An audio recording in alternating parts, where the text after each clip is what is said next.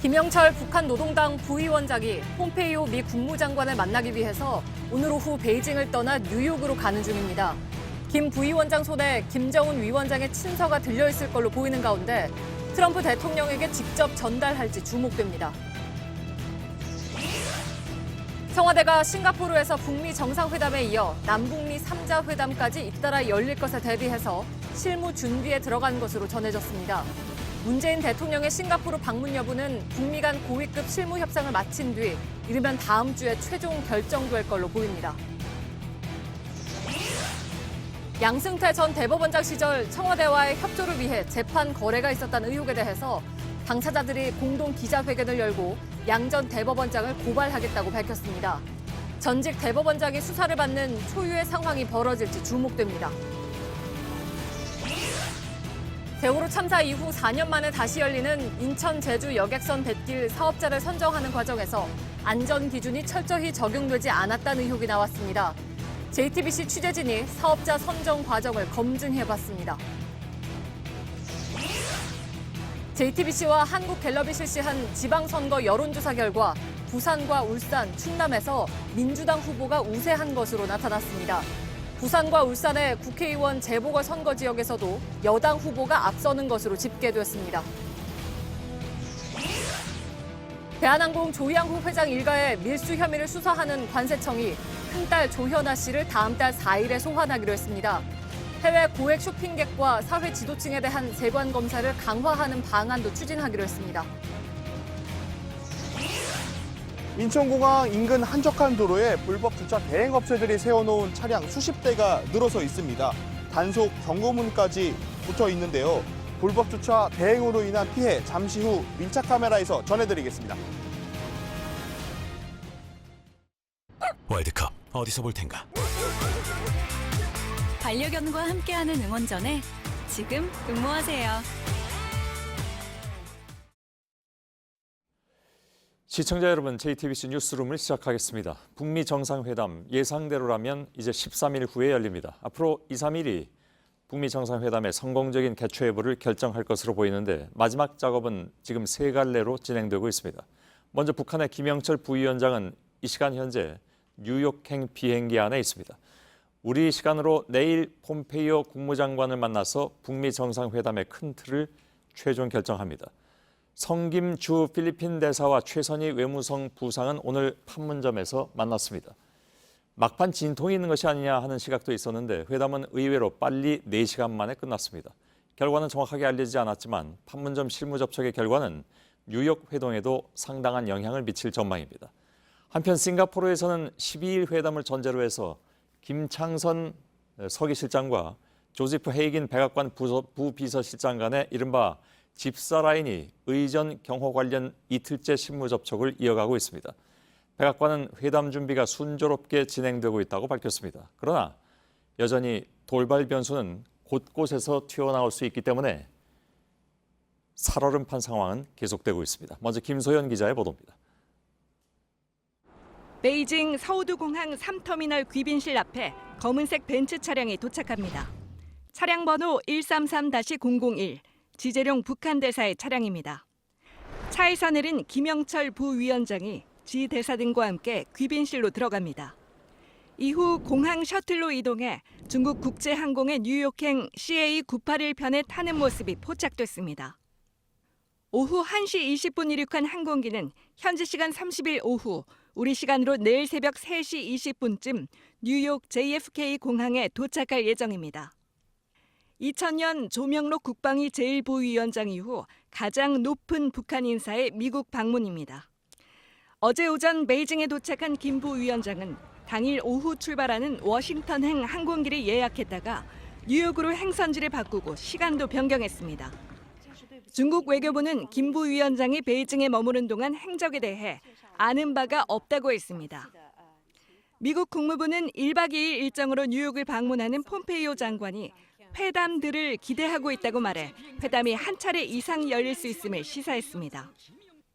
뉴욕타임스는 김 부위원장의 방미가 협상이 중대한 지점에 도달했다는 신호라고 분석했습니다.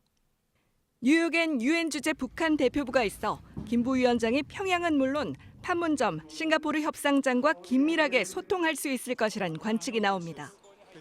JTBC 김소현입니다. 김영철 부위원장 손에는 김정은 위원장이 트럼프 미 대통령에게 전하는 친서가 들려있을 가능성이 큰 것으로 관측되고 있습니다. 폼페이오 국무장관과 뉴욕 회담을 한 뒤에 워싱턴으로 이동해서 트럼프 미 대통령에게 직접 전달할지 아니면 폼페이오 편에 전달하고 바로 돌아갈지가 주목됩니다. 정효식 워싱턴 특파원입니다. 미국 국무부는 북미 양국의 실무 협상에서 며칠 사이에 엄청난 진전이 있었다고 밝혔습니다. 김영철 부위원장이 왜 뉴욕에서 회담을 해 트럼프 대통령을 만나는 기회가 주어지지 않느냐는 질문에는 즉답을 피했습니다. If you're the North Koreans, you're traveling a really far distance, regardless of whether it's Washington D.C. or New York City. 김 부위원장의 뉴욕 방문은 트럼프 대통령이 지난 24일 김정은 위원장에게 보낸 공식 취소서안에 대한 답방 성격입니다. 김 부위원장이 트럼프 대통령의 비핵화 요구에 대해 어떤 형태로든 입장을 담은 친서를 가져왔을 가능성이 제기됩니다. 폼페이오 장관과 회담이 끝나는 31일 트럼프 대통령은 텍사스 일정이 예정돼 있습니다. 따라서 백악관으로 복귀하는 31일 밤이나 다음 날 면담 가능성은 남아있는 상태입니다.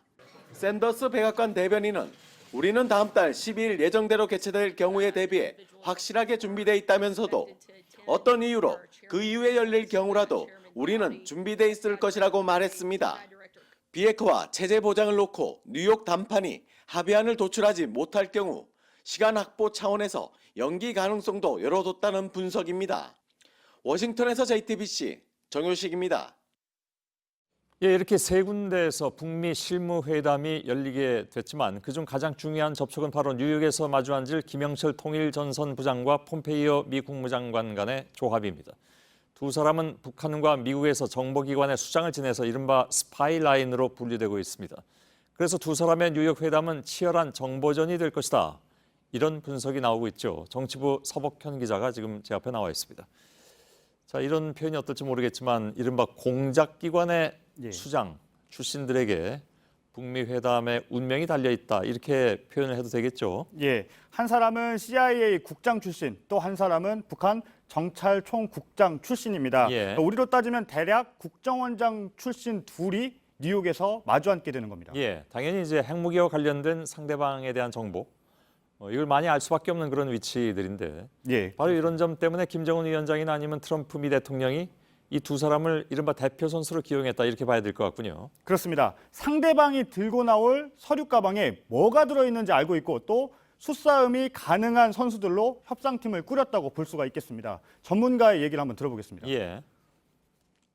현재 미국과 북한의 어떻게 보면 정보 라인 그리고 외교 라인에서 미국은 북한에, 북한은 미국에 대한 모든 인력을 풀가동하고 있을 거라고 생각합니다. 예. 협상이 열리면 이제 최대 쟁점은 역시 북한에 있는 핵탄두를 반출해내는 것, 이 문제가 될 텐데 당장 이게 이제 전부 정보전과 관련된 내용들이잖아요. 그렇습니다. 의미 있는 숫자의 핵탄두 초기 반출이 바로 관건이 될 텐데요. 예. 현재 북한이 보유한 탄두의 추정치가 20개에서 60개로 범위가 넓습니다. 실제 탄두 수가 둘 중 어느 쪽에 더 가까운지에 따라서 의미 있는 숫자가 몇 개인지 달라집니다. 예. 당연히 폼페이오 장관은 그동안 갖고 있었던 북핵 정보를 최대한 동원할 수밖에 없습니다. 예. 자, 핵탄두 말고도 핵시설이라든가 이런 것들도 같은 상황 아니겠습니까? 그렇습니다. 역시 추정되는 북한의 핵시설도 40곳에서 100곳으로 범위가 넓습니다. 숫자와 장소를 정확히 하는 건 북한뿐입니다. 사실 미국은 이런 정보에 어두워 낭패를 본 적도 있습니다. 예. 지금 보시게 되는 건 1999년 북한 금창리의 위성 사진입니다. 당시 이곳에 지하 핵시설이 있다는 의혹이 일었고 미국은 사찰을 요구했습니다. 다음 사진은요. 그때 북한의 협상 대표로 있었던 김계관 외무성 부상이 미국과의 회의를 한 뒤 미소 지으면서 밝은 표정으로 나가는 모습입니다. 당시 미국이 사찰 대가로 식량 50만 톤을 북한으로 주는 것으로 협상이 됐습니다. 그런데 사찰 결과 그냥 텅 빈 동굴이었습니다. 예. 잘못된 정보였다는 얘기인가요? 예, 그렇습니다. 잘못된 정보라기보다는 의혹에 대해서 정확하게 접근을 못했기 때문에 예. 사찰 대가를 많이 지급을 했던 것이죠. 그렇군요. 자, 근데 이런 식이라면 감추는 쪽, 그러니까 북한 쪽에 일방적으로 유리한 건 아닙니까? 꼭 그렇지만도 않은 게요. 북한도 미국이 얼만큼 알고 있는지를 알아야 양보할 기준을 정할 수가 있습니다. 예. 특히 체제 보장과 관련해서는요. 트럼프 대통령의 진짜 의중이 무엇인지 실제 백악관의 핵심 측근들과 어떤 생각을 나눴는지를 빨리 파악해서 북한 김정은 위원장에게 보고하는 게 바로 정보 라인의 핵심 과제일 겁니다. 예. 자, 아무튼 이런 정보전을 통해서 북미가 접점을 찾아야만 싱가포르 회담이 이른바 이제 구분응선은 없는 그런 상황이 될 것 같습니다. 예. 서복현 기자였습니다. 이른바 스파이라인의 회담이라는 것 외에도 사실 북한 최고위층인 김영철 부위원장이 미국 땅을 밟는 것 자체가 뉴스이기도 하죠. 이런 사례가 무려 18년 만인데다가 김 부위원장이 미국 정부가 점 찍어 놓은 개인 제재 대상이기도 하기 때문입니다. 김혜미 기자입니다. 가장 최근 미국 땅을 밟은 북한 최고위층은 조명록 국방위 제1부위원장이었습니다. 조 부위원장은 2000년 10월 김정일 국방위원장의 특사 자격으로 워싱턴으로 들어갔습니다. 그곳에서 올브라이트 국무장관과 만난 뒤 백악관으로 들어가 클린턴 대통령을 면담했습니다. 그런데 이번 김영철 부위원장의 방미는 또 다릅니다. 첫 도착지부터가 워싱턴이 아니라 뉴욕입니다. 상황의 변화 때문입니다. 김 부위원장 앞에 놓인 숙제는 크고 어렵습니다. 핵무기 개발 완료 단계에서 미국과 비핵화 로드맵을 마련해야 합니다. 당연히 실무적인 협의가 더 필요하고 그래서 유엔 주재 북한 대표부가 있는 뉴욕을 택했을 거란 분석이 나옵니다. 유엔 대표부는 미국 내 유일한 북한 외교시설로 평양과 보안 교신이 가능합니다. 조 부위원장과는 달리 김 부위원장이 미국 정부가 정해놓은 개인 제재 대상이란 점도 큰 변화입니다.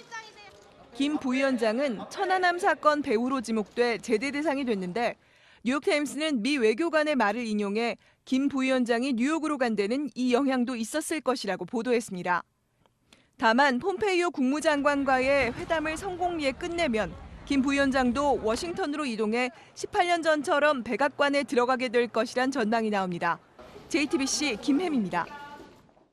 자, 이번엔 판문점 실무 협상 소식을 확인해 보겠습니다. 성김 주 필리핀 미국 대사는 최선희 외무성 부상과의 회담을 위해서 판문점에 들어갔는데 회담은 4시간여 만에 끝났습니다. 미국 협상팀이 묵고 있는 포 시즌스 호텔을 연결하겠습니다. 김나한 기자가 나가 있습니다. 자, 김 기자, 성김 대사 등 미국 협상팀은 지금 호텔로 돌아온 상태입니까? 네, 아직 이곳 포시즌스 호텔로는 성김 대사 일행을 태운 차량이 도착하지 않고 있습니다. 이들을 판문점에서 태운 차량이 파주 통일대교를 건넌 게 지금으로부터 5시간 전쯤인 오후 3시쯤입니다. 그리고 그 이후에 성김 대사를 태운 차량은 이곳 광화문의 미 대사관으로 들어간 것도 확인이 됐습니다. 아마도 본국에 회담 결과를 보고하기 위한 걸로 보이는데요. 오늘 일단 협상팀이 미국으로 출국할 가능성은 크지 않아 보입니다. 미국으로 출국할 가능성이 크지 않다는 것은 일단 뭐 회담은 거의 마무리가 됐는데 잔무 처리 때문에 못 떠난다 이런 얘기로 해석을 할까요? 네, 일단 저희 취재팀이 사실 공항에도 대기를 하고 있는 상황인데 장담은 할 수 없지만 성김 대사 일행을 아직까지 포착을 하지 못했고 또 여러 가지 아직 미 대사관에 있는 성김 대사의 차량이 출발을 하지도 않은 상황이라 오늘 출국을 하기에는 조금 힘든 상황이 아닌가라고 보고 있습니다. 예. 지금은 이제 대사관에 있는 것으로 일단 추정은 되는데 그건 그렇고 뭐 그게 중요하다기보다는 실무 접촉에서 무슨 내용이 오갔는가 이게 궁금한데 물론 공개는 되지 않고 있겠죠. 그렇습니다. 이 실무 협상에서의 가장 쟁점은 여러 번 전해드렸듯이 비핵화와 체제 보장 문제입니다. 그런데 이런 내용은 사실상 뉴욕 협상과 또 북미 정상회담의 성사 여부에까지 영향을 미칠 수 있는 내용이라 각별한 보안을 유지하고 있습니다. 그래서 청와대와 우리 외교부에서도 진행 상황에 대한 소통을 하고 있는 것으로 전해지지만 우리 정부가 말할 일이 아니라며 말을 아끼고 있는 상황입니다. 하지만 한 청와대 핵심 관계자는 진행되는 상황을 보면 순조롭게 되고 있는 것으로 보인다면서 좋은 결실을 맺기를 바란다고 말을 하기도 했습니다. 일단 양측은 지난 27일에 처음 만나서 양측의 기본적인 입장을 확인한 후에 그 이후 이틀 동안은 회담 없이 상부의 훈령을 받았을 것으로 보입니다. 그리고 그 이후 만난 오늘은 어떤 구체적인 쟁점에 대해서 상당 부분 추렸을 것이라고 보고 있습니다. 예. 오늘이 마지막이죠. 내일 또 회담할 가능성도 있습니까? 일단 앞서 보도되거나 전해진 건 오늘이 마지막 회담 날인 건 맞습니다. 하지만 오늘 만약 출국하지 않고 내일까지 회담이 이어질지 오늘이 마지막 회담이었는지는 더 확인이 필요한 부분입니다. 예, 알겠습니다. 김나한 기자였습니다. 북미 경호와 의전을 놓고 실무 접촉을 벌이고 있는 싱가포르에서도 오늘 하루 긴박하게 상황이 돌아갔다고 하는군요. 현재 있는 유선희 기자를 잠깐 연결하겠습니다. 싱가포르 연결하죠. 자, 북미 협상팀의 움직임이 오늘은 포착이 됐다면서요? 네, 북한 김창선 서기실장은 이곳 현지 시간으로 오전 9시 40분쯤 호텔을 나가는 모습이 포착됐습니다. 저희가 그 모습을 보고 곧바로 미국 숙소로 이동을 했는데 그곳에서도 같은 시간에 어제 사용이 되던 7대의 차량 가운데 4대가 빠져나간 것으로 확인이 됐습니다. 예.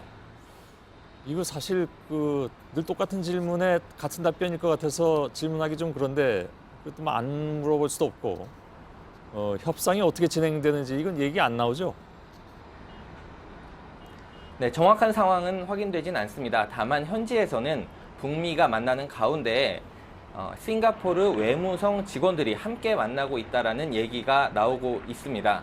이 얘기는 어제 조혜익인 백악관 부비서실장도 싱가포르 정부 관계자들을 만날 것이다 이렇게 얘기한 바가 있습니다. 예. 자, 싱가포르 현지 외무성까지 합류했다면 구체적인 의전이라든가 경호의 조건들을 따져보고 있다 이렇게 생각할 수도 있는 거겠군요. 네, 제3국에서 정상회담을 할 경우에 장소를 제공하는 나라에도 당연히 발언권이 있긴 합니다. 다만 양국, 그러니까 정상회담을 하는 양국이 먼저 경호와 의전의 격을 먼저 잡은 다음에 그다음에 현실적인 문제를 논의를 할 때 합류하는 게 일반적입니다. 따라서 싱가포르 팀이 오늘 협상에 합류를 했다면 북미 간의 협상이 생각보다는 빠르게 진행되고 있는 것일 수 있다. 이런 해석도 가능합니다. 예. 자, 역시 이제 지금으로서 싱가포르에 대한 가장 큰 궁금점은 거기 정상회담이 어디가 될 것이냐 하는 문제가 아니겠습니까? 이에 대해서 뭐 진전된 내용은 지금 알 수가 없겠지만 북미에서 온 대표들이 묵은 장소하고 연관지어서 분석하는 그런 내용들이 있던데 그 얘기가 무슨 얘기인지 좀 전해주시죠. 네, 현지에서는 굉장히 김창선 실장이나 해익인 부실장이 상당히 의전이나 경호에 경험이 많기 때문에 이들이 선택한 숙소에도 의미가 있다고 보고 있습니다. 이게 어떤 의미인지 잠깐 지도를 보면서 얘기를 해보겠습니다. 예. 김창선 실장이 잡은 숙소는 북한의 싱가포르의 도심에 있습니다. 그리고 바로 옆에는 마리나베이 샌즈가 있습니다. 반면에 미국의 숙소는 도심에서 다리를 하나 타고 건너가야 있는 센토사 섬에 있습니다. 여기는 센토사 리조트의 구역에 들어갑니다. 센토사 리조트 그리고 마리나베이 샌즈 이 두 곳은 모두 정상회담 장소로 유력하게 검토가 되고 있는 곳입니다. 그렇기 때문에 이 두 협상 팀장들이 고른 장소가 바로 옆에 자신들의 숙소 바로 옆에 자신들이 좀 더 선호하는 정상회담 장소를 두고 자세히 보려고 했던 것이 아니냐 이런 관측이 나오고 있는 겁니다. 예. 마리나 베이 샌즈라면 지금 유선희 기자 뒤쪽으로 왼쪽으로 보이는 그 호텔을 얘기하는 것 같은데 뭐 그렇다 하더라도 그 두 군데가 모두 아니고 대통령궁일 가능성이 있다 이런 얘기들은 뭐 여전히 나오고 있는 것 같습니다. 결국 이건 좀 지켜봐야 되겠군요. 유선희 기자가 싱가포르에서 전해드렸습니다. 청와대가 싱가포르에서 남북미 3자 종전선언까지 곧바로 이어지길 희망하고 있다는 것은 보도를 이미 해드렸습니다. 북미 정상회담이 우선 성사돼야 되는 일이고 또 미국이 이걸 받아들여야 하기 때문에 여러 가지 전제가 있는 그런 상황이죠. 청와대는 일단 싱가포르행 가능성에, 즉 문 대통령이 싱가포르로 갈 가능성에 대한 실무 준비에 들어갔습니다. 정재윤 기자입니다. 청와대는 문재인 대통령의 싱가포르 행이 다음 주 중 결정될 것으로 보고 있습니다. 폼페이오 미 국무장관과 김영철 북한 노동당 부위원장의 회동에서 결정된다는 겁니다. 청와대는 일단 문 대통령의 싱가포르 행에 대비는 하고 있습니다. 청와대 관계자는 싱가포르에 갈 가능성에 대비해 남북미 회담 준비는 해놓는 게 맞다고 말했습니다. 트럼프 대통령은 최근 트위터에 회담이 성사될 경우 필요하다면 회담이 연장될 수 있다고 밝힌 바 있습니다. 또 어제 트위터에서도 정상회담과 그 이상이라는 표현을 쓰기도 했습니다. 트럼프 대통령이 남북미 회담까지 염두에 둔 것 아니냐는 해석도 나옵니다. 청와대는 청와대 출입 기자들도 싱가포르의 메인 프레스 센터에 등록을 해두도록 하는 방안도 내부적으로 검토 중인 걸로 전해집니다. 청와대는 북미 간 실무 협상이 끝나는 대로 남북미 회담 개최에 대해 북한과 미국과 개별적으로 논의할 계획입니다. JTBC 정재윤입니다. 백악관이나 북한 쪽 기류를 종합해보면 현재로서는 북미 정상회담은 그 준비가 순항 중인 것으로 보입니다. 그런데 아시는 것처럼 한번 크게 판이 흔들렸었기 때문에 저희들이 포함한 그 어느 언론도 무엇을 정확하게 100% 확인해서 말씀드리긴 좀 어려운 상황이죠. 불안한 요인이 전혀 없지는 않기 때문입니다. 오늘 예를 들어서 갑자기 북한과 중국, 러시아 3국의 정상이 북미 정상회담 직전에 만난다는 보도가 나왔고 또 물리적으로 봐도 12일에 열리긴 어렵다 이런 지적도 일부에서 나오고 있기 때문입니다. 이선화 기자입니다. 홍콩 동방일보가 북한과 중국, 러시아 3국 간 정상회담이 다음 달 9일 중국 칭다오에서 열릴 것이라고 보도했습니다. 중국과 러시아 등의 정상이 참석하는 상하이 협력기구 회의가 다음 달 9일 개최되는데 여기에 김정은 위원장이 참석한다는 겁니다. 일단 중국 외교부는 아는 바가 없다고 밝혔습니다. 다음 달 9일은 북미 정상회담을 불과 사흘 앞둔 시점이어서 3국 정상회의가 이뤄진다면 회담에 상당한 변수가 될 거란 전망입니다. 앞서 트럼프 대통령은 김 위원장과 시진핑 주석 간 2차 정상회담 이후 북한이 미국의 강경한 태도로 돌아섰다고 말하기도 했습니다. 백악관에서도 북미 정상회담 연기 가능성을 거론하는 목소리가 나왔습니다. 켈리앤 코네이 선임 고문은 폭스뉴스와의 인터뷰에서 아마도 회담이 약간 뒤에 개최될 것이고 그렇게 많이 미뤄지지는 않을 것이라고 말했습니다. 워싱턴 내에선 빠듯한 일정을 이유로 회담이 연기될 것이라는 관측이 좀처럼 사그라들지 않고 있습니다. JTBC 이선아입니다. 오늘 대법원 앞에서는 사법농단이라는 말이 처음으로 등장을 했습니다. 박근혜 정부 대법원이 재판에 개입해서 약자들에게 불리한 선고를 했다는 의혹에 대해서 당사자들이 기자회견을 하고 농단이라고 규탄한 것입니다. 긴급조치 사건의 피해자라든가 전교조 등 의혹이 제기된 재판의 당사자들은 민변과 함께 진행한 기자회견에서 양승태 전 대법원장을 고발하겠다고 밝혔습니다. 또 어제 대법원에서 시위를 벌인 KTX 해고 승무원들은 오늘 다시 법원을 찾아서 재심을 촉구하기도 했습니다. 사법부에 대한 수사 여부에 젠걸음을 보이던 검찰도 역시 추가로 고발된 사건들을 배당하면서 움직이고 있습니다. 전직 대법원장이 수사를 받는 초유의 상황이 나타날지 주목되고 있습니다. 먼저 임지수 기자의 보도입니다. 과거사에 대해 국가에 배상을 요구할 수 있는 시효를 3년으로 제한했고 긴급조치 구호는 배상하지 않도록 만들었다. 법원 행정처가 2015년 7월 양승태 대법원장과 박근혜 전 대통령의 면담을 앞두고 만든 말씀 자료에 나오는 내용입니다.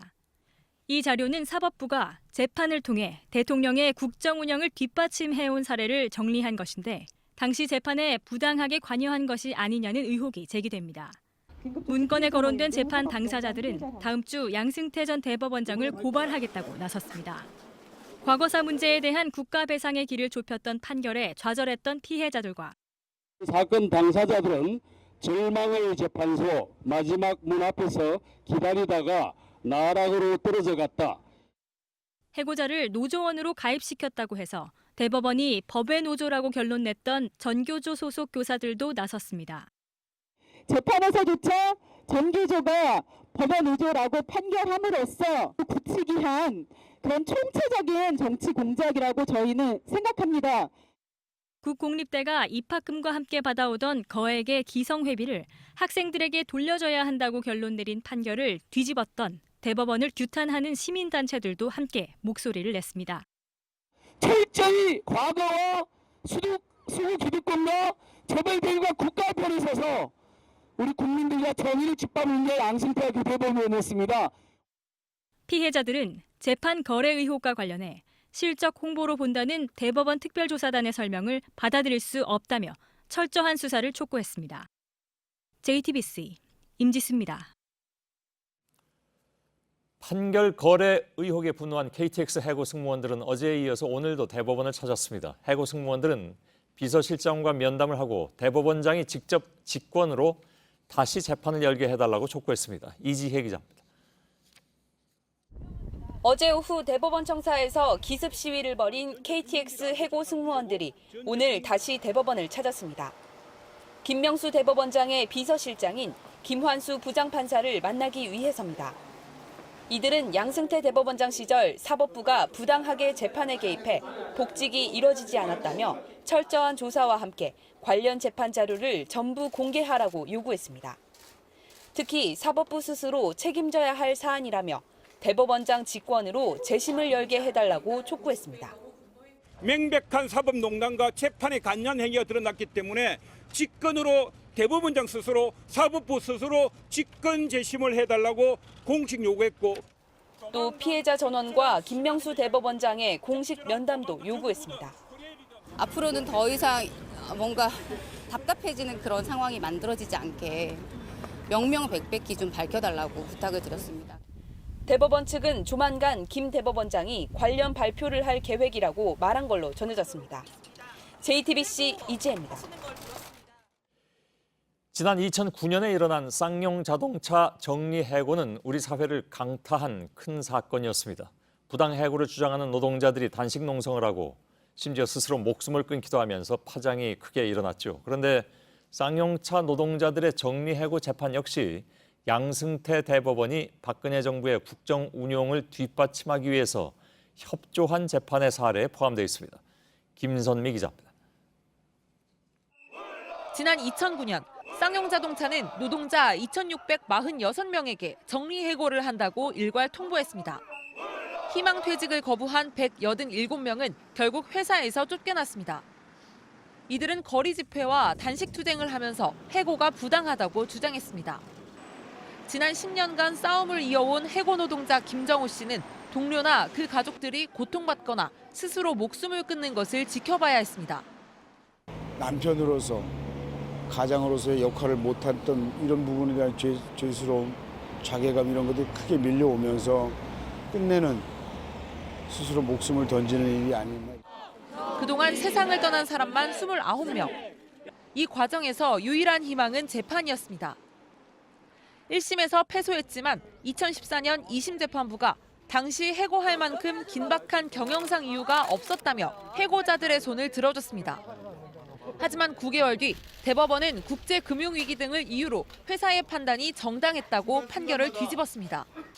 양승태 대법원장 시절 법원행정처는 이른바 상고법원 도입을 위한 청와대와의 협상 전략을 정리한 문건 등에서 이 판결에 대해 노동시장의 유연성 확보에 기여했다고 했습니다.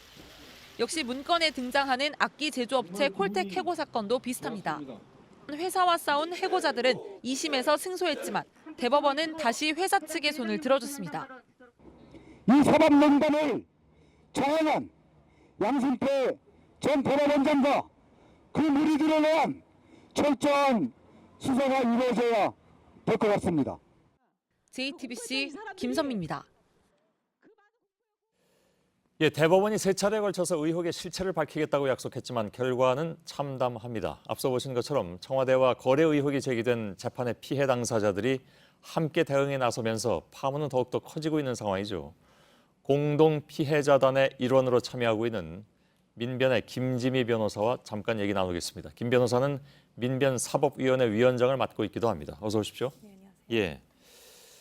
자, 공동 대응하기로 한 피해자 단체가 모두 8건의 대법원 사건 관련 단체들로 알고 있습니다.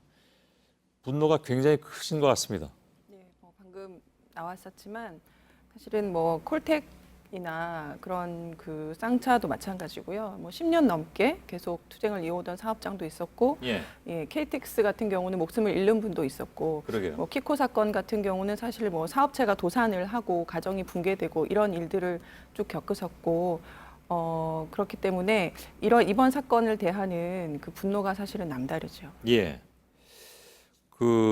다 우리가 아는 것처럼 법원은 인권을 보호하는 최후의 보루이고 우리가 그래도 마지막으로 기댈 수 있는 그런 곳이기도 한데 이건 굉장히 좀 판례 자체가 좀 정치적으로밖에 해석이 안 되는 그런 상황이어서 많은 분들이 충격을 받고 있습니다.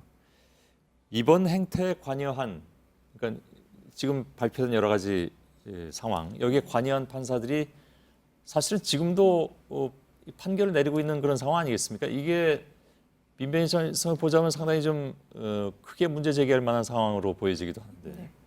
사실 이제 법관들은 선출되지 않은 권력이잖아요. 예. 사실 뭐 공부를 잘해서 시험을 통과해서 판사가 된 사람들인데 그런 사람들에게 국민들이 나의 기본권의 문제를 위임을 했단 말이죠. 예. 근데 그런 거는 사실은 그분들이 판사들이 법관들이라고 하는 사람이 뭐 헌법에 나와 있는 대로 헌법과 법률에 따라서 뭐 양심에 따라 이렇게 독립적으로 심판을 할 것이다라는 믿음이 있었기 때문에 가능한 건데 예. 그런 믿음을 지금 스스로 저버렸어요. 그래서 그런 사람들이 재판을 하는 그런 심판을 하는 재판 결과에 과연 국민들이 이제 승복을 할 수 있을 것인가라는 게 가장 큰 문제인 것 같고 예. 그때 심의관으로 있었던 행정처 근무하던 판사들이 지금 대부분 이제 일선으로 복귀를 해서 재판 업무를 하고 있는 것으로 알고 있는데 그런 분들은 사실 즉각적으로 지금 업무에서 배제하는 것이 맞다라는 생각이 들고요. 예. 네, 더불어서 지금 대법관들도 아직 남아 계시는 대법관들이 계시기 때문에 그런 분들은 사실 스스로 사퇴하는 것이 맞지 않나 그런 생각도 합니다.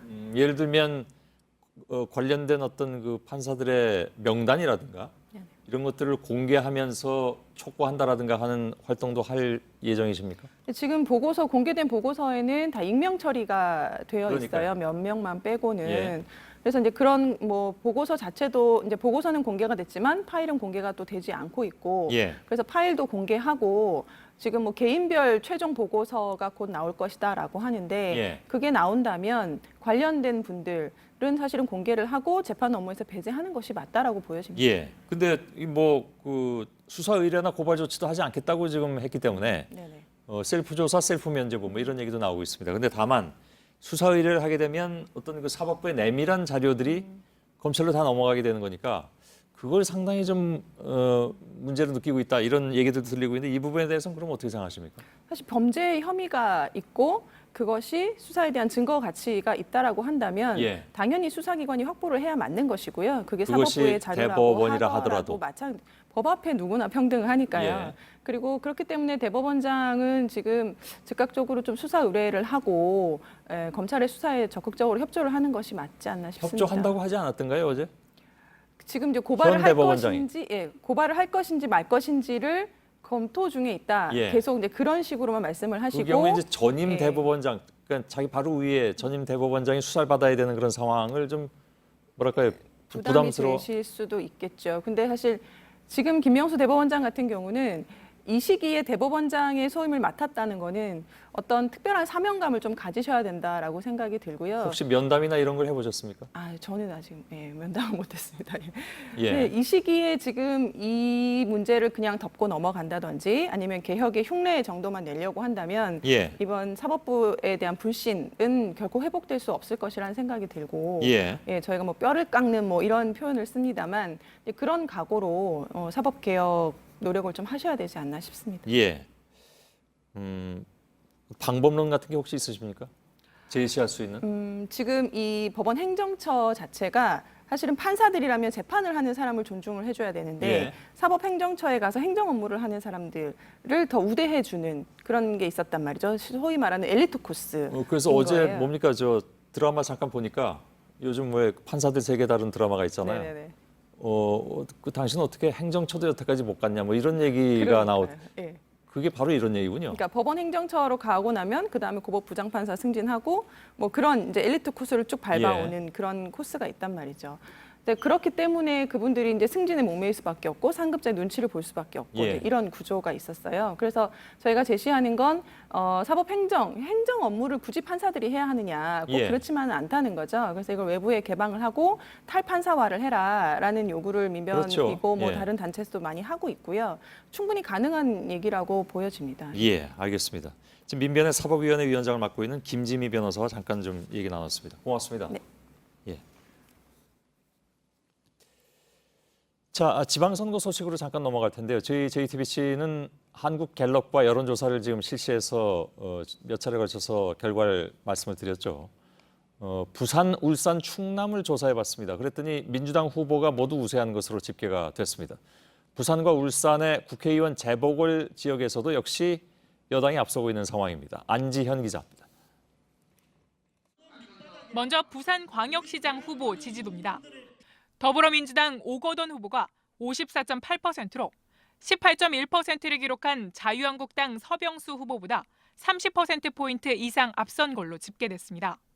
서병수 현 부산시장의 직무평가에 대해선 잘하고 있다는 응답이 35.2%로 잘 못하고 있다는 응답보다 적게 나왔습니다. 울산광역시장 후보 지지도 조사에선 민주당 송철호 후보가 49.2%를 얻어 2위 한국당 김기현 후보의 20%포인트 이상 앞서 있었습니다. 다만 현 울산시장인 김기현 후보에 대해선 직무 수행을 잘하고 있다는 응답이 52.1%로 잘 못하고 있다는 응답 33.9%보다 높게 나왔습니다. 충남지사 후보에 대해선 민주당 양승조 후보가 50.7%를 얻어 한국당 이인재 후보를 30%포인트 가까운 차이로 앞서는 걸로 집계됐습니다. 부산과 울산 지역의 국회의원 재보궐선거에도 여당 후보가 앞서고 있었습니다. 부산 해운대 을에서는 민주당 윤준호 후보가 44.5%로 한국당 김대식 후보를 앞서고 있었고 울산 북구 지역에서도 민주당 이상원 후보가 40.2%를 얻어 한국당 박대동 후보의 2배 가까운 지지를 받았습니다. JTBC 안지연입니다. 이런 가운데 홍준표 자유한국당 대표는 공식 선거운동 기간을 하루 앞두고 충남과 경북을 찾았습니다. 앞서 보신 여론조사 결과처럼 전통적으로 보수 성향이 강했던 경북조차 여당에게 위협받고 있다는 판단 때문으로 보입니다. 유한울 기자입니다. 홍준표 한국당 대표가 영남권은 물론 충남에서 승리를 장담했습니다. 영남권 5개단 제장 플러스 충남 대전 그다음에 강원 경기 그렇게 중앙당은 지금 보고 있습니다. 하지만 곧장 달려간 곳은 경북 김천입니다. 승리를 자신한다는 주장과 달리 지지율 추세가 심상치 않기 때문이란 분석입니다. TK 지역에서 유일하게 국회의원 재보궐선거가 치러지는 김천에선 최근 무소속 최대원 후보가 한국당 송원석 후보를 앞서는 것으로 나타났습니다. 김천 선거가 좀 이상해졌다 그렇게 해서 내려왔습니다. 나라 일을 보러 가는 사람을 잘 판단을 해서 광역단체장 선거도 안심할 수 없는 상황입니다. 대구와 경북 모두 민주당 후보가 한 자릿수 이내로 뒤따르고 있기 때문입니다. 대구에선 정당 지지율이 오차 범위 내에서 접전을 벌이고 있습니다. 홍 대표는 공식 선거운동이 시작되는 내일부터 부산과 울산 등을 돌며 영남권 공략을 이어갑니다. JTBC 유한울입니다. 자유한국당 박경국 충북도지사 후보가 바른미래당 신용한 후보를 매수하려 했다는 주장이 제기됐습니다. 바른미래당 충북도당은 5월 중순쯤 박 후보 캠프 핵심 관계자로부터 4페이지짜리 문건을 받았다고 주장했습니다. 문건에는 단일화 과정에서 양보한 후보에게 정무부지사를 약속하는 내용이 담겼습니다. 상대 후보 선거 캠프 사람을 공직에 참여시키자는 내용과 추진 일정도 적혀 있습니다. 박 후보 측은 캠프에서 만든 문건도 아니고 본 적도 없다고 밝혔습니다. 대한항공 조양호 회장 부인 이명희 씨를 경찰이 이틀 만에 다시 소환했습니다. 첫 조사 땐 죄송하다고 10번을 말하더니 오늘은 우산을 펴들고 얼굴을 숨겼습니다. 혐의도 대부분 부인하고 있습니다. 하지만 이 씨의 상습적인 폭행에 대한 목격담은 계속 나오고 있습니다. 구희령 기자입니다. 이명희 씨는 이른 아침 서울경찰청에 기습 출석했습니다. 실내에서도 우산으로 얼굴을 가리느라 바빴습니다.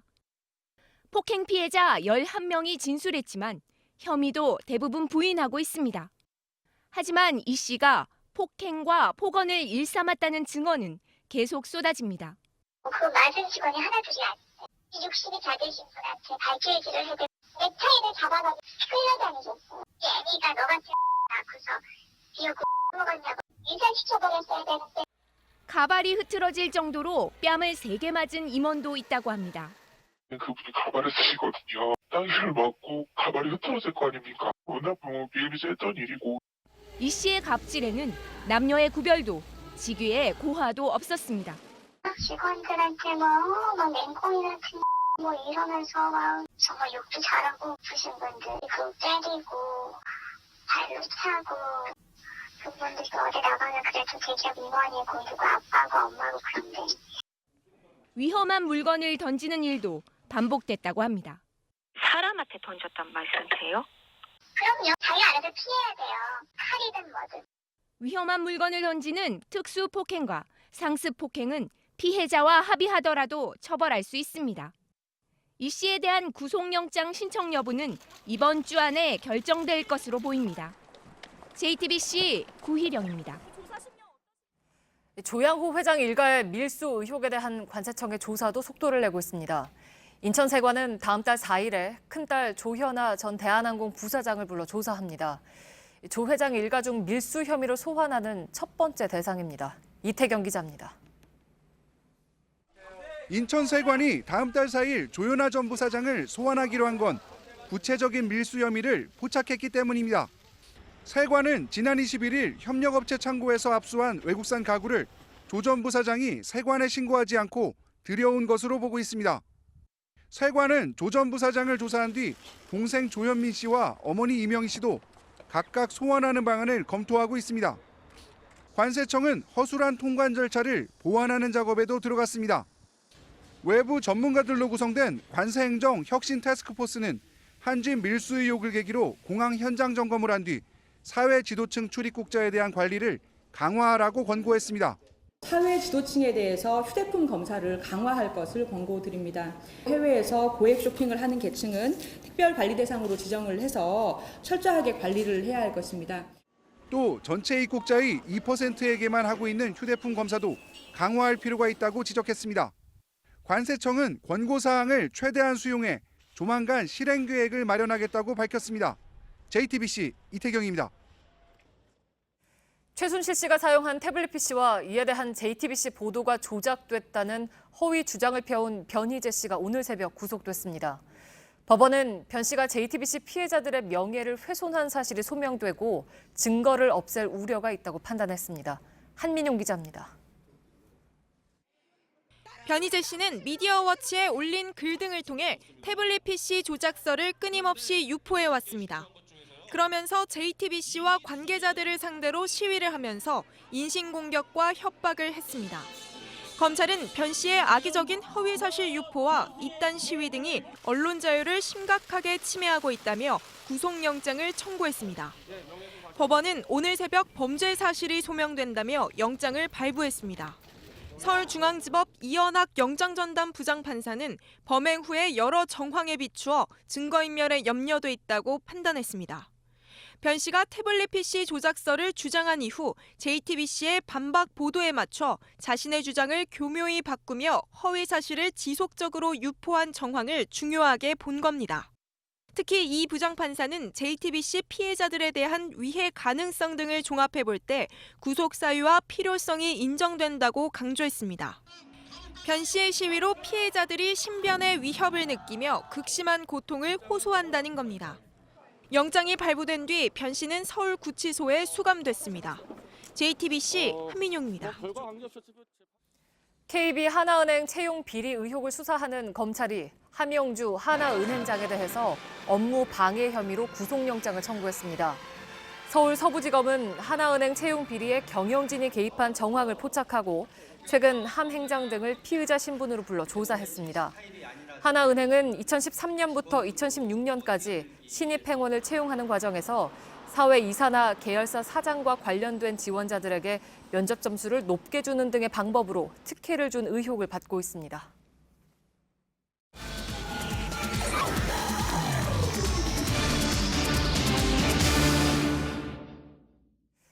세월호 참사로 운항이 중단됐던 인천 제주 간 여객선 뱃길이 4년 만에 다시 열립니다. 인천해양수산청은 최근 사업자를 선정했습니다. 이 뱃길은 온 국민에게 남다른 의미가 있죠. 저희는 그래서 지난 한 주 동안 선정 과정을 면밀히 들여다보고 검증했습니다. 이해할 수 없는, 그래서 분명한 설명이 필요한 부분이 한두 가지가 아니었습니다. 먼저 정혜성 기자입니다. 깜깜한 밤, 조명에 의지한 채 해경이 구조 작업을 벌입니다. 지난 3월 말 400여 명을 태우고 독도에서 울릉도로 향하던 여객선 엘도라도호에 물이 차올랐습니다. 사고가 난 배는 대저해운 소속. 세월호 항로 사업자로 선정된 대저건설과 계열 관계사입니다. 사고는 감점 대상이지만 대저건설은 감점을 받지 않았습니다. 인천해양청은 별개의 회사라고 설명했지만 법원은 지난해 11월 같은 회사라고 판결을 내렸습니다. 중국에서 제조된 대저건설의 배가 부두 규격에 맞지 않는다는 우려도 있습니다. 이곳 제주항 부두로 들어올 대저건설의 배는 185m입니다. 부두보다 5m가 더 길기 때문에 안전에 문제가 생길 수 있다는 지적이 나옵니다. 전문가들은 배 앞 뒤를 줄로 고정시켜야 안전하다고 말합니다. 더 길어서 선수 라인을 육상에다가 잡을 데가 없고 배는 안전하게 계속 붙어 있기가 어렵다. 특히 기상이 나쁠 경우에. 인천항의 경우 부두보다 30m 짧아야 한다고 제한을 뒀습니다. 제주도청과 대저건설 측은 시뮬레이션 결과 큰 문제는 없다는 입장입니다. 대저건설은 또 유일하게 사용 1년 9개월 된 중고 선박으로 입찰에 응했습니다. 새 배를 만들겠다고 제안서를 냈던 탈락 업체들은 이 부분도 문제 삼고 있습니다. 인천해양청은 2년 미만의 배는 사실상 새 배와 같다고 해명했습니다. 선정사의 점수는 88.4점으로 2위 업체와의 점수차는 1.1점이었습니다. JTBC 정혜성입니다. 이 대저건설은 선정 결과가 나오기도 전에 배를 5년간 임대로 계약했습니다. 그리고 인천, 제주 항로 표지에 이렇게 도색까지 했습니다. 탈락 업체들은 특정 업체가 이미 내정됐던 것이 아니냐 하며 반발하고 있습니다. 전영희 기자입니다. 제 옆으로 보이는 배가 대저건설의 오리엔탈 펄 8호입니다. 인천 제주 항로를 운항할 예정이지만 현재는 광양의 한 부두에 정박해 있습니다. 인천 제주라는 글씨가 선명합니다. 사업자가 선정되기도 전에 도색을 마쳤습니다. 대저건설은 7개 업체 중 유일하게 배를 미리 확보했습니다. 한 달에 5억 원, 연간 60억 원이 넘는 돈을 내는 조건으로 5년간 배를 빌린 겁니다. 될지 안 될지도 모르고 배가 돈 빌려놔서 어떻게 하려고 그러는 거야? 응? 내가 안 그래도 그것까지 물어봤어요. 탈락업체들은 해양수산부 출신 인사가 영향력을 행사했다는 의혹을 제기합니다. 그 전날까지도 제가 들었어요. 대저가 되니까 괜히 들러리 쓰지 말라고.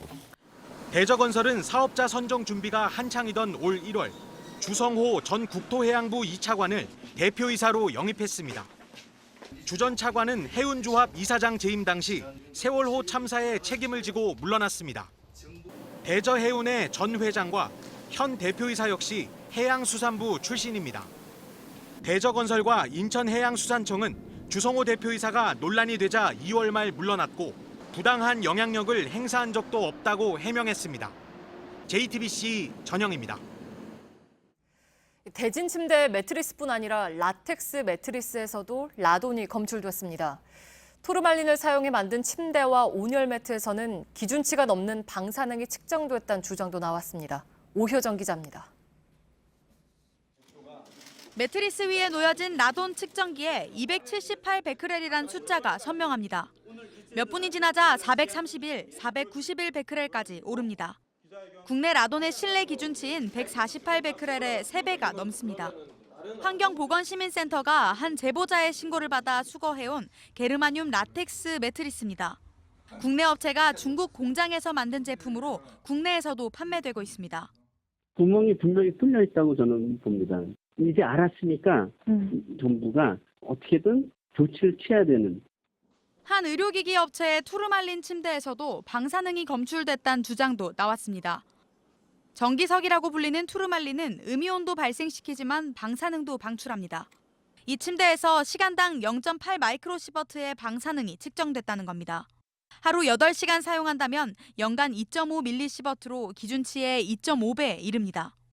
시어머니께서 작년에 혈액암이 발병을 하셔가지고 돌아가셨어요. 혹시나 그게 연관이 있나 걱정도 되고. 하지만 업체 측이 기자회견 금지 가처분 신청을 내 시민센터 측이 제품을 공개하지는 않았습니다. 대신 업체가 자체 조사를 통해 문제가 있으면 리콜할 예정이라고 센터 측은 전했습니다. JTBC 오효정입니다. 복지부가 새로운 금연 광고를 내놨습니다.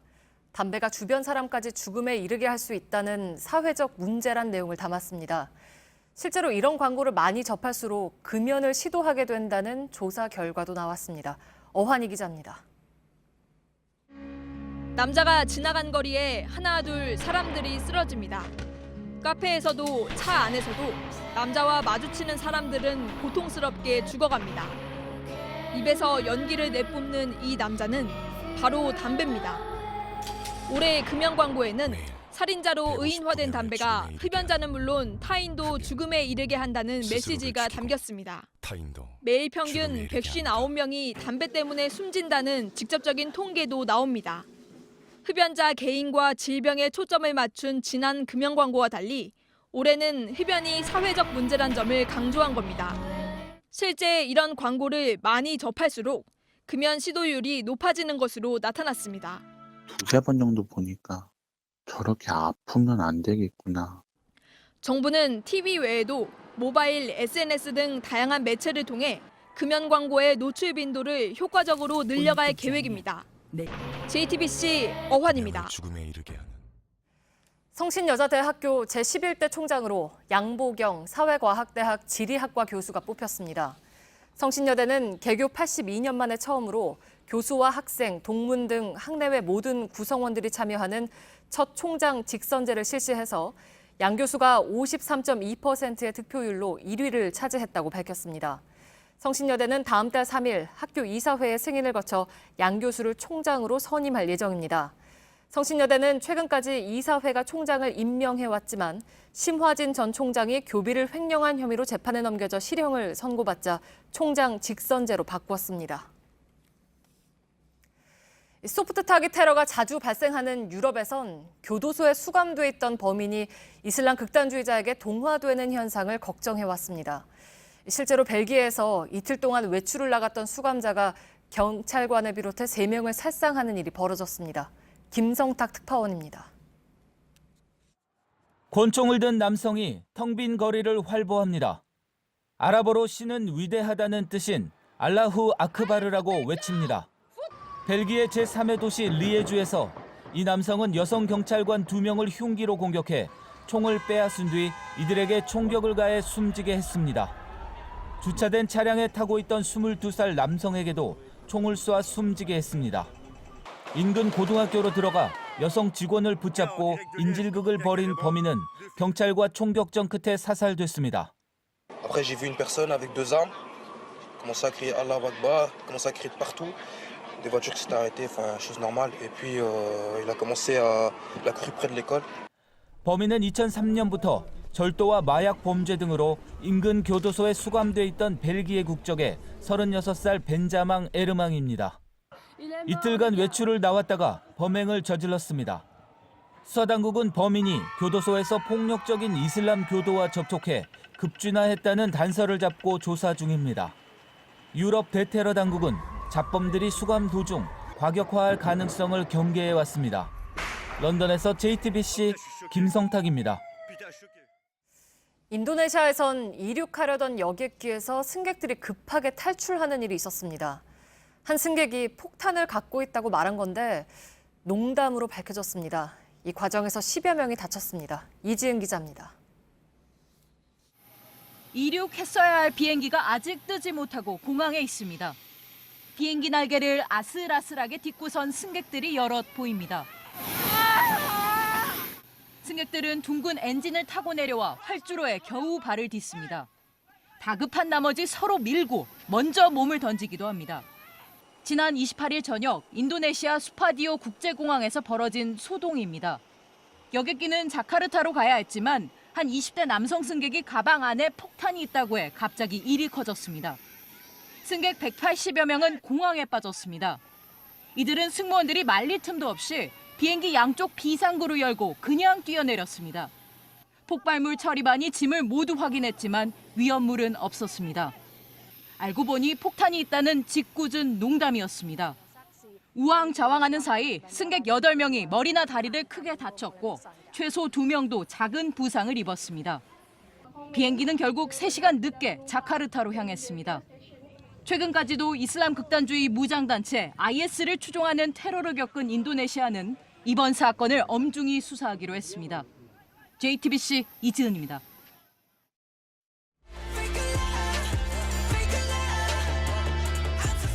네, 이쯤 되면 기록 소년단입니다. 방탄소년단의 새 앨범이 빌보드 1위를 차지한 데 이어서 신곡 페이크 러브도 노래 차트 10위에 올랐습니다. 역시 K-팝 그룹으론 처음입니다. 영어로 부르지 않았는데 노래 차트 10위권에 진입한 것도 빌보드 59년 역사상 처음입니다. 권근영 기자입니다.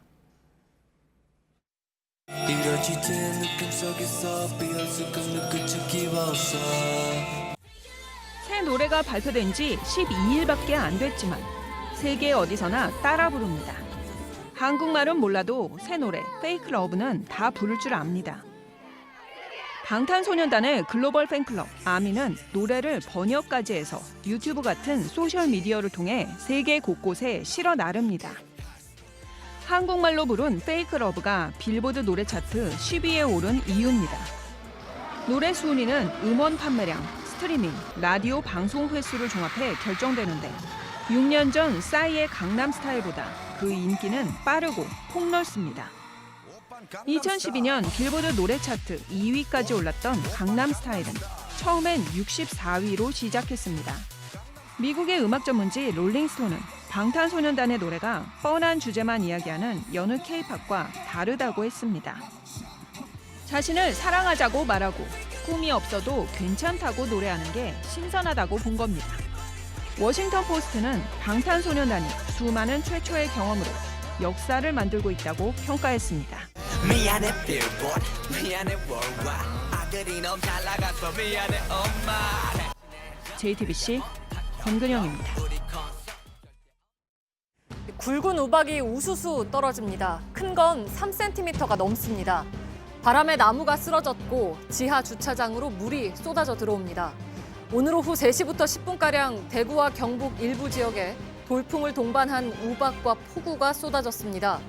경북 군위에선 우박에 맞아 자두와 사과에 상처가 나는 등 농작물 피해도 잇따랐습니다. 가상통화 비트코인을 재산으로 인정하는 판결을 대법원이 처음으로 내놨습니다. 대법원은 불법 음란 사이트를 운영하는 안모 씨의 상고심에서 징역 1년 6월을 선고하고 약 16억 원 상당의 비트코인 몰수와 6억 9천여만 원 추징을 명령한 원심을 확정했습니다. 재판부는 재산적 가치가 인정되는 무형 재산도 몰수할 수 있다며 비트코인의 재산 가치를 인정했습니다. 프로야구 넥센 히어로즈가 지난 10년 동안 다른 구단과 선수를 맞바꾸면서 뒷돈으로 131억 5천만 원을 챙긴 것으로 드러났습니다. 한국야구위원회 KBO는 SK를 제외한 8개 구단이 넥센과 선수를 주고받으면서 원래 계약 내용과 달리 뒷돈을 얹어주는 이면 계약을 했다고 발표했습니다. KBO는 특별조사위원회의 조사를 기반으로 상벌위원회를 열어 징계 절차를 밟기로 했습니다. 치명적인 독성을 지닌 붉은 불개미가 지난해 9월에 이어 부산항에서 또 발견됐습니다. 농림축산검역본부는 오늘 부산 허치슨 부두로 들어온 중국산 건조 대나무를 검역하는 과정에서 붉은 불개미 2마리를 찾아냈습니다. 번식 능력이 없는 일개미로 확인됐지만 검역본부는 해당 컨테이너 주변으로 방제 작업을 계속하고 있습니다. 테니스 메이저 대회에서 23번이나 우승한 세리나 윌리엄스지만 오늘 프랑스 오픈에서 한 번 이긴 게 그렇게 특별했다고 합니다. 오늘만큼은 세상 모든 엄마들을 위해서 스매싱을 했다고 털어놨습니다. 강신호 기자입니다. 세리나 윌리엄스는 검정 옷을 입었습니다. 스스로도 영화 속 여전사처럼 느껴졌다고 했는데 코트 구석을 찌르는 샷에 상대 선수도 어쩔 줄 몰라 합니다. 엄마가 된 후 처음 나선 메이저 대회. 승리 소식보다 경기 후 던진 메시지가 세상 모든 엄마들의 마음을 흔들었습니다. 세리나는 아이를 낳는 힘겨운 과정을 이겨낸 모든 엄마들, 여러분도 할 수 있다고 말했습니다. 여전사처럼 보이게 한 검정 옷은 힘든 시기를 겪은 여성들에게 자신감을 불어넣는 상징처럼 여겨졌습니다. 37, 세리나는 여자 테니스 메이저 대회에서 23번 정상에 섰습니다. 지난해 호주 오픈에선 임신한 몸으로 우승해 모두를 놀라게 했습니다. 그러나 출산 후 다시 코트로 돌아오기까지가 힘들었습니다.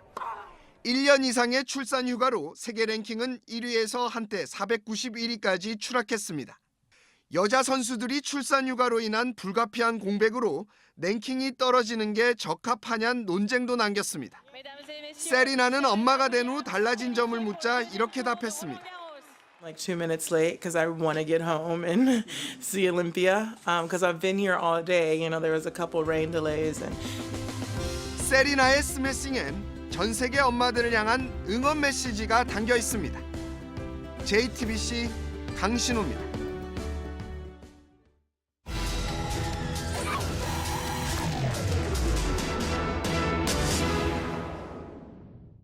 시간에 쫓겨서 또 싸고 편하다는 이유로 공항에서 사설 주차 대행업체에 차를 맡기는 분들 계실 텐데 오늘 밀착 카메라 눈여겨보셔야겠습니다. 믿고 맡긴 내 차에 주차 위반 과태료가 붙어서 아무데나 세워져 있었던 피해자들이 있습니다. 보상받을 방법도 막막합니다. 김도훈 기자입니다. 을왕리 해수욕장 인근 해안도로입니다. 가로등 불빛도 없는 이면도로에 들어서자 어둠 속에 차량 수십 대가 나타납니다.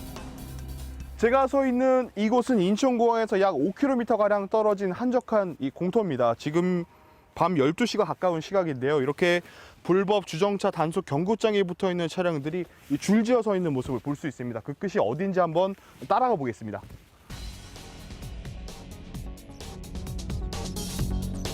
약 40대의 차량들이 이곳에 세워져 있는데요. 이곳에 세워진 차량들은 인천공항 불법 주차 대행업체에 손님들이 맡기고 간 차량이 대부분입니다.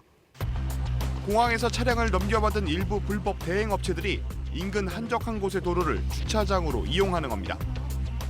날이 밝은 이후에 현장을 저희 취재진이 다시 찾아봤습니다. 주정차 단속 차량이 현장을 오가고 있지만 여전히 어젯밤에 세워진 차량들이 그대로 남아있는 모습을 확인할 수 있습니다. 저희가 매일매일 나와요. 여기로 불법으로 받아가지고 주차장이 없으니까 이런 데다 세워놓는 거죠. 차를 맡긴 사람들은 이 같은 사실을 알고 있을까? 외국에 나가 있어 전화 연결이 되지 않거나 꺼져 있는 경우가 대부분입니다. 전원이 꺼져 있어 삐 소리 후 고객께서 전화를 받을 수 없습니다. 공항 출국장에선 호객 행위를 쉽게 볼 수 있습니다.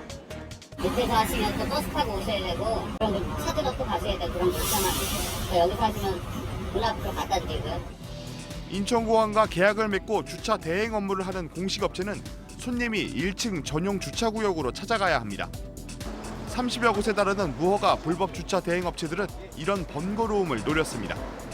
가서 1층도 내려가 귀찮아가지고 갔다가 또 귀찮아서 이쪽으로 편하게 이용하는데 피해를 봐도 보상받기 어렵습니다. 불법 주정차를 지켰는데 배째라 이거예요. 자기들은 모른다. 댓글이 꽤 있더라고요. 과태료 나와서 못 돌려받는 사람이 황당했죠. 즐겁게 여행 갔다 왔는데. 최근 5년간 인천공항에서 적발된 불법 주차 대행 적발 건수는 5만여 건. 이 중 과태료 처분은 단 100여 건에 불과합니다. 단속 지도원이 폭행당하는 등 반발도 심해 제대로 된 단속도 어렵습니다.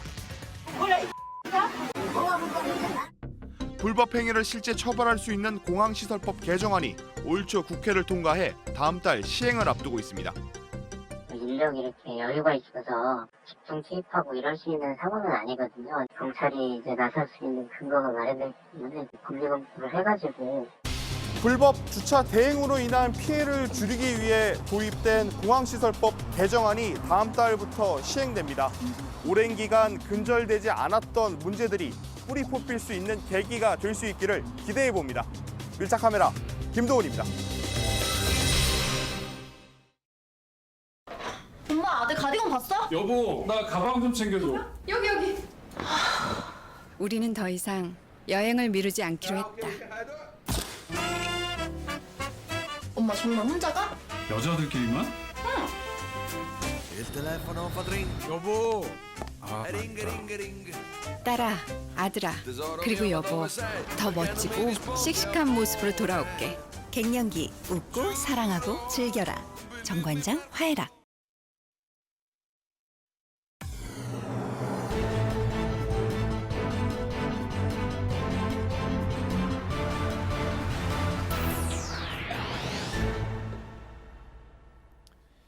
뉴스룸의 앵커 브리핑을 시작하겠습니다.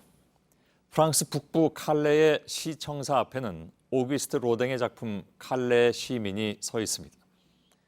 동상은 지나는 이들과 어깨라도 스칠 듯 가까운 거리에 놓여서 도시를 상징하고 있습니다. 갈레의 시민들이 사랑하는 그 작품이 도시 중심에 세워진 이유는 다음과 같습니다. 14세기 영국과 프랑스의 100년 전쟁 중에 영국의 공격을 오랜 시간 버텨낸 칼레 시민들은 결국 항복을 선언했지만 영국 국왕은 항복의 징표로 시민 대표 6명을 뽑아서 처형대 앞에 내놓으라고 요구했습니다. 이때 스스로의 목에 끈을 묶은 채 앞으로 나선 사람들, 칼레시의 가장 부자가 앞장을 섰고 시장, 법률가, 귀족이 차례로 지원을 했습니다. 요행이 타인보다 무언가를 많이 갖게 된 자들의 의무란 때로는 이렇게 목숨을 내놓을 정도의 무게를 지니고 있다는 것을 그들은 실천으로 보여주었던 것이었습니다. 노블레스 오블리주란 말은 이때부터 널리 쓰이기 시작했다고 전해집니다. 매우 거창하게 설명을 했지만 더 솔직히 말씀드리자면 지금의 세상에서 우리가 더 가진 이들에게 원하는 것은 그때만큼 그리 거창하거나 가혹하지 않습니다. 얼마 전 세상을 떠나면서 몇몇 미담이 회자됐던 재벌 회장에 대해서도 한 기자는 그라고 완벽했을 리는 없다고 평가했습니다. 보이지 않는 곳에서 눈물 흘린 노동자도 있을 것이고 재벌 기업 LG에 복장 터진 중소하청업체도 많을 것이다. 그럼에도 흉보다 칭찬이 많은 것은 저 정도면 나쁘지 않다라는 세간의 너그러운 인식 덕분이라는 지적. 다시 말해서 시민들이 바라는 재벌의 역할은 완벽한 그 무엇이 아니라 그저 지킬 것만 지켜주면 된다는 이야기였습니다. 오늘 아침 경찰에 비공개 출석한 그는 우산으로 얼굴을 가렸습니다. 그보다 며칠 전에는 다소곳이 죄송하다는 말을 되풀이하였으나 대중의 시선이 비켜난 곳에서는 혐의를 대부분 부인했다는 그 사람. 사람들은 그의 억지 사과를 이미 믿지 않습니다. 2018년에 한 계절이 미쳐 다 가기도 전에 줄줄이 포토라인에 나왔던 그들의 이런 모습 또한 사람들 마음속에 마치 동상처럼 남아 오래도록 기억되지 않을까.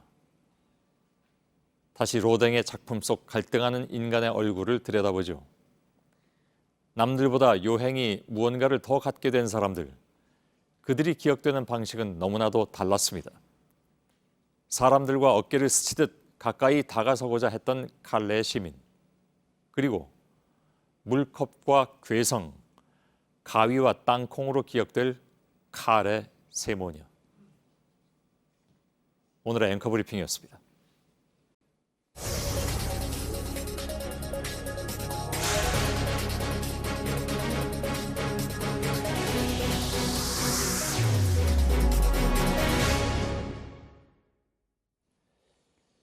예, 오늘도 북미 정상회담과 관련해서 리포트에 소개하지 못한 뒷얘기들을 임소라 기자와 함께 살펴보도록 하겠습니다. 임소라의 북미 회담 취재 수첩 세 번째 시간입니다. 네. 예. 어제도 잘 들었습니다.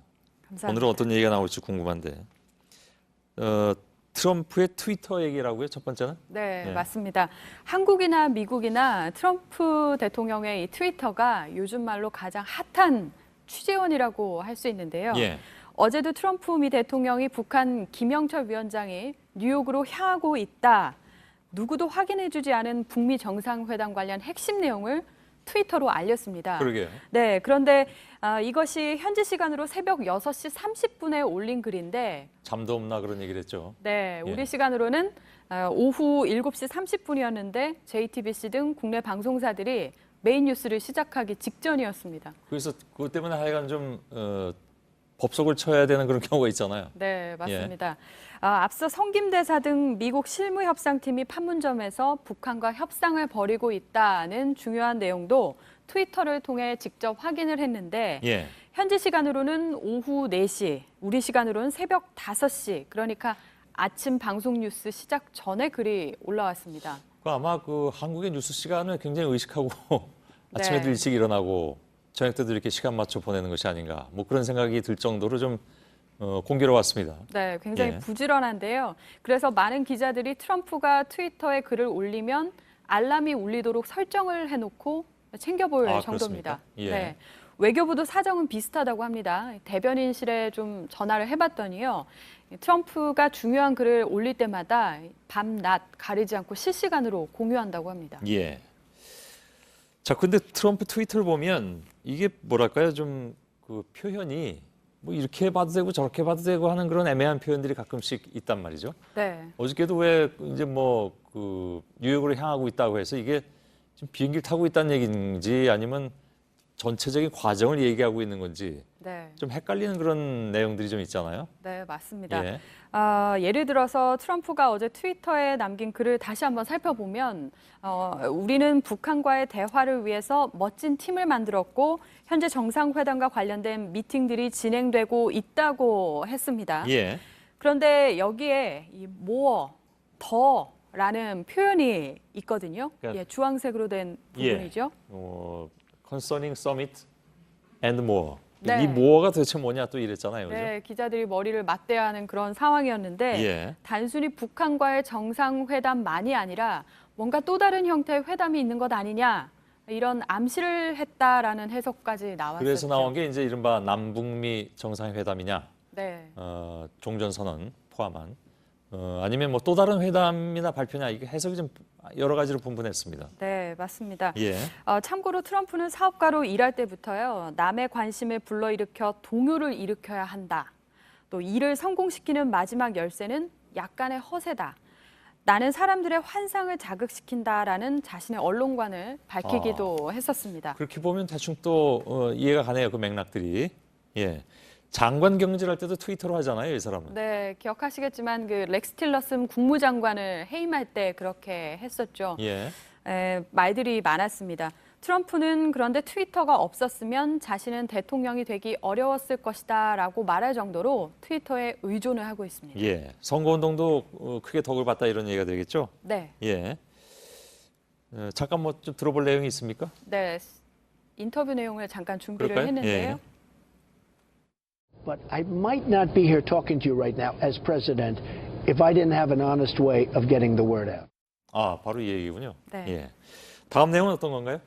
네, 성김대사 판문점에서 상자를 나른 까닭은이라고 제가 정리를 해봤습니다. 큰 박스를 들고 있군요. 네, 아주 예. 큰 박스입니다.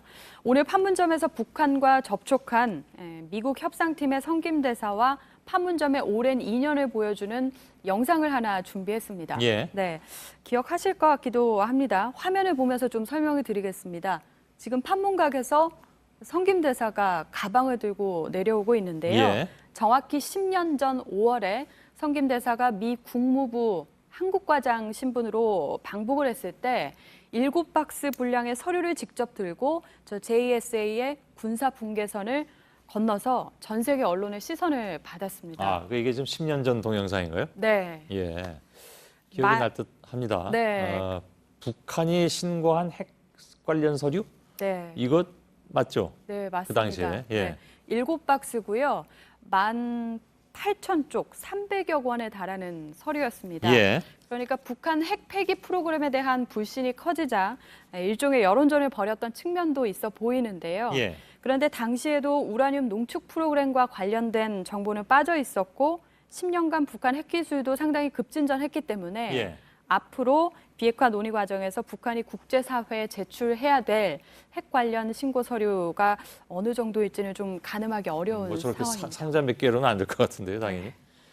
그리고 어제와 마찬가지로 오늘도 성김대사라든가 이런 미국 대표단들은 기자들이 굉장히 좀 접촉하려고 노력을 했고, 네. 우리 아까 처음에 김나한 기자도 왜 지금 포시즌 호텔 가서 버티고 있잖아요, 계속. 네. 만나기 그렇게 어렵고 인터뷰는 뭐 당연히 성사가 안 됐겠죠. 네, 오늘도 협상팀이 이제 차량을 타고 드나드는 모습만 확인할 수 있었는데요. 예.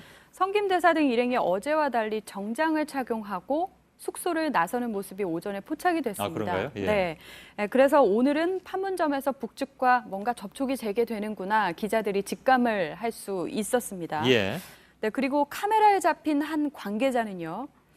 심각한 북미 실무회담과는 다소 어울리지 않는 굉장히 화려한 색깔의 예. 나비 넥타이를 메고 있었습니다. 이 사람 누구죠? 제가 미국 대사관에 좀 문의를 해봤는데 예. 아직까지 확인이 되지 않고 있습니다. 아, 그런가요? 예. 나비 넥타이의 사나이. 누군지 모르겠는데 좀 특이하네요. 네. 복장이. 이유는 잘 모르겠고, 그죠? 예, 계속 좀 알아보려고 합니다. 알겠습니다. 여기까지 하죠. 임소라 기자였습니다.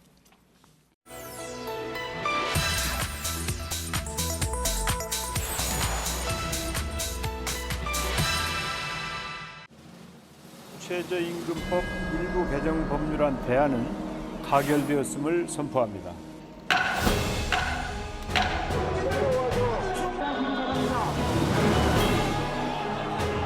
최저임금 개혁안 즉각 폐기하라!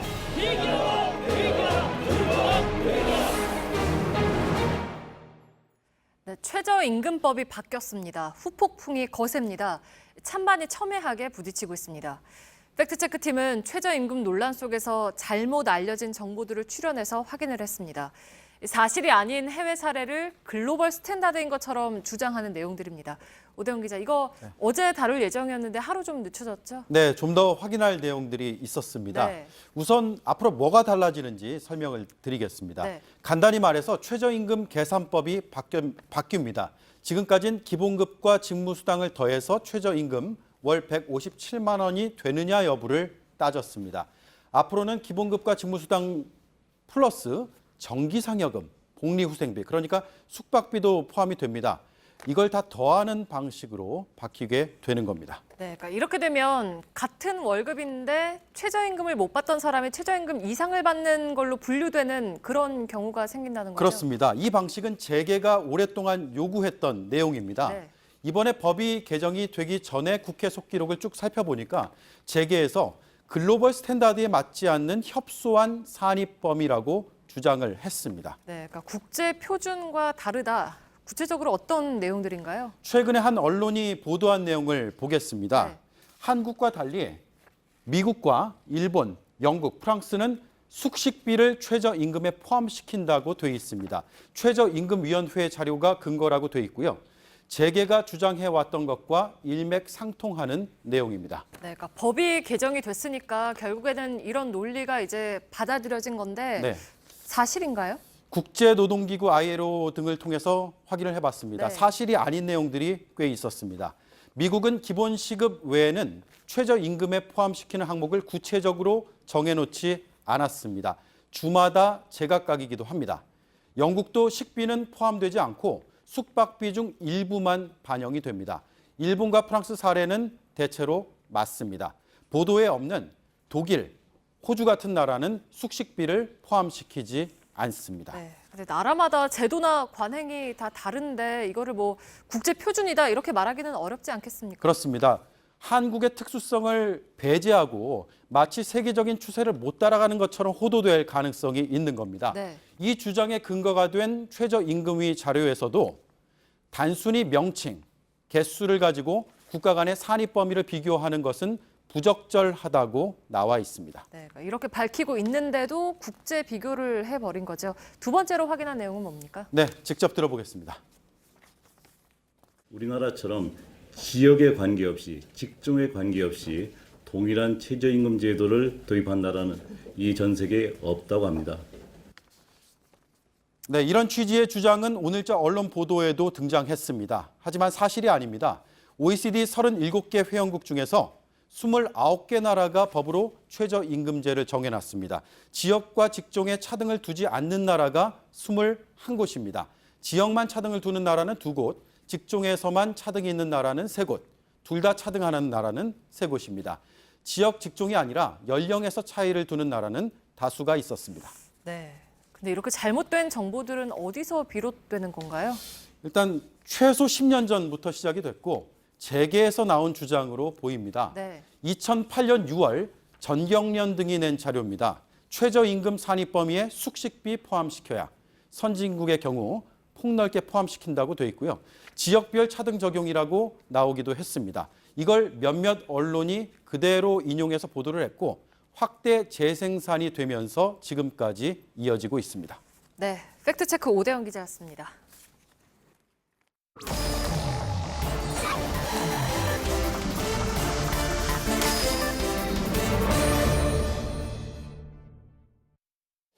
예, 비하인드 뉴스 시작하겠습니다.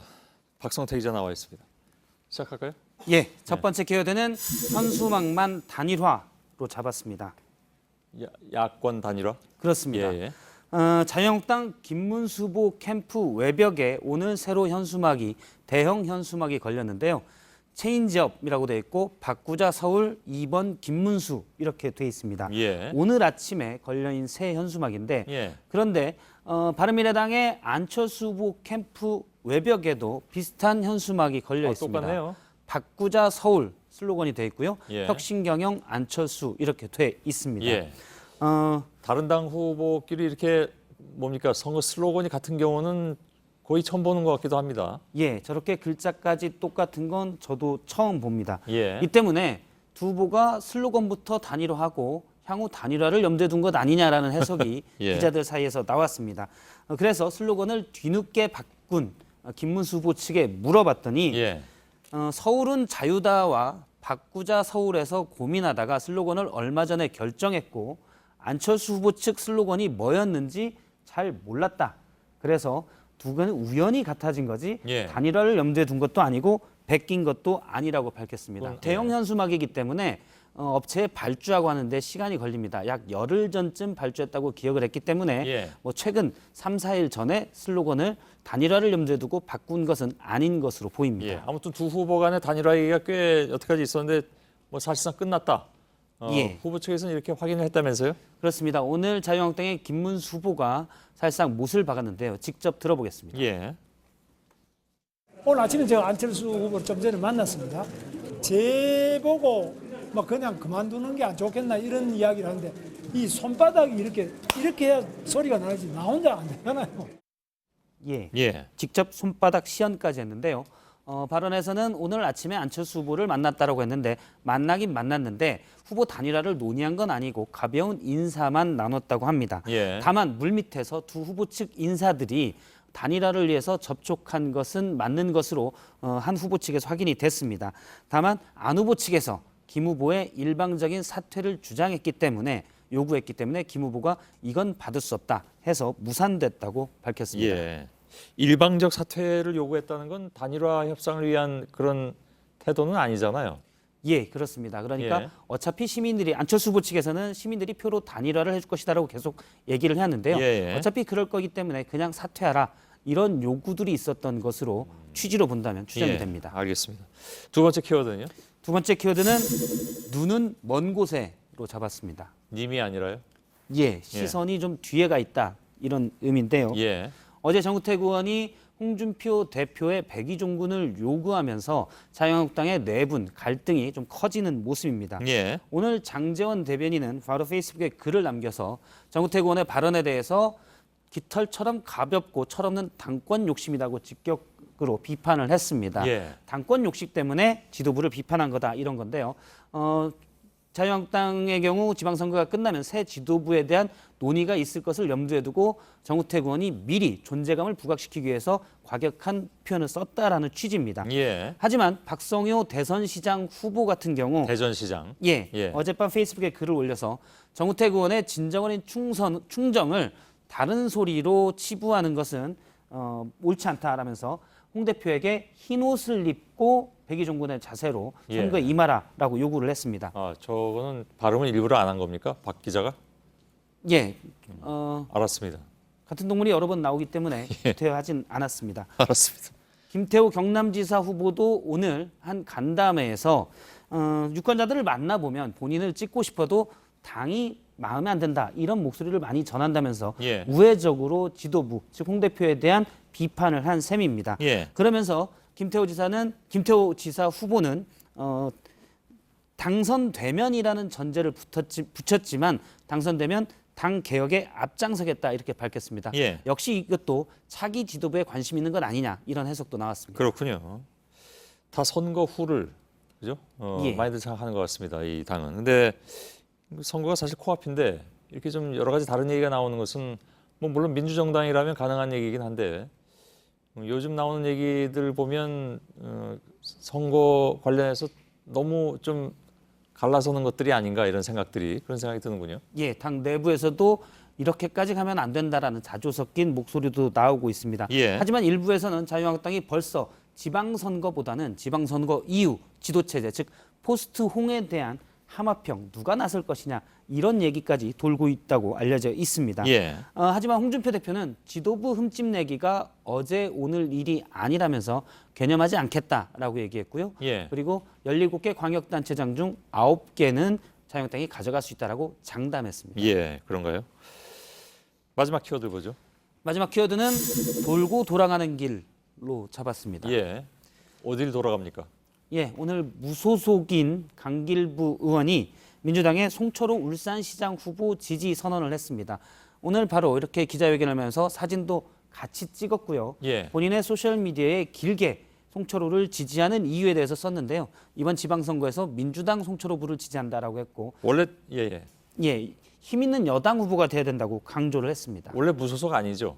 그렇습니다. 5월 6일 날 자유한국당을 탈당한 예. 사선의 중진 의원이었습니다. 아, 그래서 돌고 돌아가는 길이라고 했군요. 예, 그렇습니다. 예. 지난 3일 강길부 의원은 지도부의 사퇴를 요구했다가 그렇지 않으면 내가 탈당하겠다고 했는데 지도부에서 그냥 탈당하라. 그러자 3일 만에 바로 탈당한 바가 있습니다. 예. 그러면 어떻게 됩니까? 이제 민주당으로 입당을 하겠다는 의사가 있습니까, 혹시? 그래서 제가 지지까지 했는데. 예.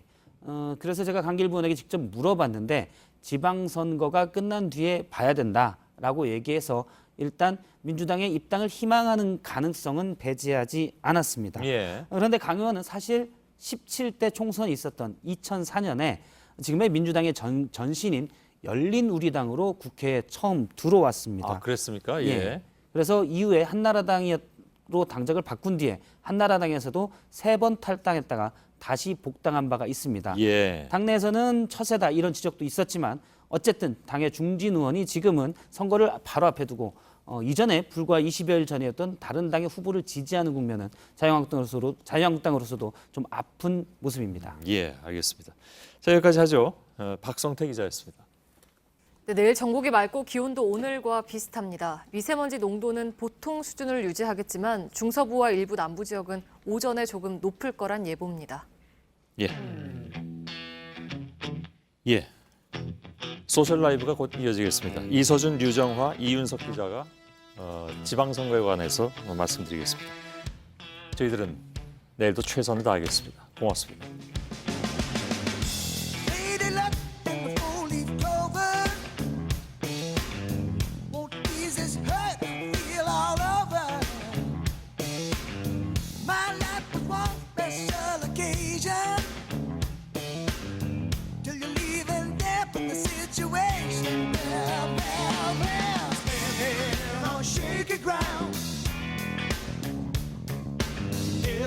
Shoot